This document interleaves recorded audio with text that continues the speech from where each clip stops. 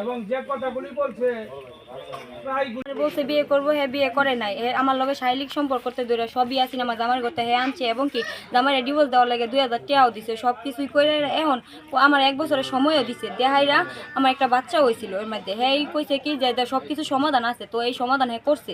আমার বড়ি এই ছবিও আমার কাছে আছে, বড়ি আমি সময় নিছি রাকিবের কাছ থেকে। আমি 1 বছরের সময় নিছি, যেহেতু আমি বিবাহিত আর অবিবাহিত, আমি তার কাছে আইতে আমার একটু সময় লাগবো, একটা সব কিছু ম্যানেজ আছে।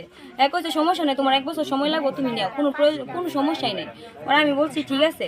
এই অবস্থায় রানিং কথা বলতেছি শুক্রবারে আমার সাথে ভালোভাবে কথা বলছে রাকিবে, সকালবেলা কথা বলছে, 12টা বাজে কথা বলছে।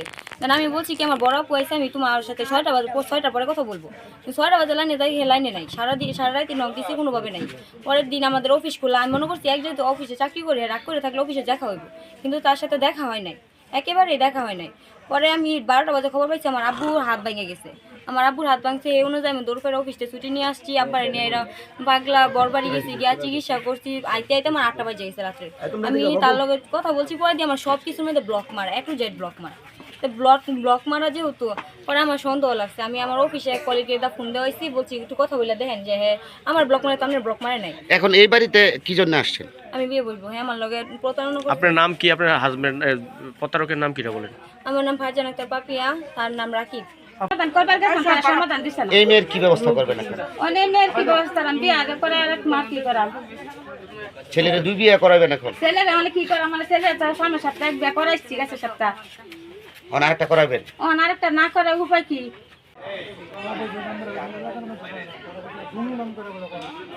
দেশে তারা শাসন করছে বা না করছে আমি জানি না।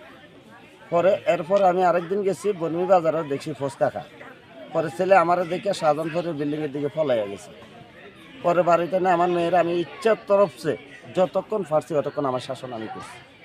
করার পর আমার কিছু বলিয়া না, আমি বিয়ে করছি, আমি তোমার 2 টাকা আমার দেব, আমি বলে দেখাই গা বাড়িতে থাকতাম না কেন পাপির এগুলো আমার সবার সহ্য হয় না।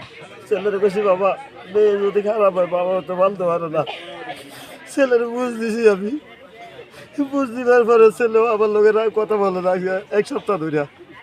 পরে এখন গতকালকে শুনতেছি এই ব্যাপার, তার ছোট মানুষ না কি হয়েছে এটা ফালাইছে, এটা তার ছেলের এক ভাবির এই সহযোগিতা এই ওষুধ আনিয়ে দিয়েছে, ব্যবহার করছে, নতুন বিয়ে করছে। সেই ক্ষেত্রে আমি কি বলছি, সেই ছেলে যখন বিয়ে করে বৃহস্পতিবারে তার গায়ে হলুদ, বৃহস্পতিবার রাত্রে ছেলে যখন বিয়ে করবো আমার বোনের কেন ফোন দিল? ছেলে বৃহস্পতিবার রাত্রে আমার বোনের সাথে কথা বলছে সারা রাত।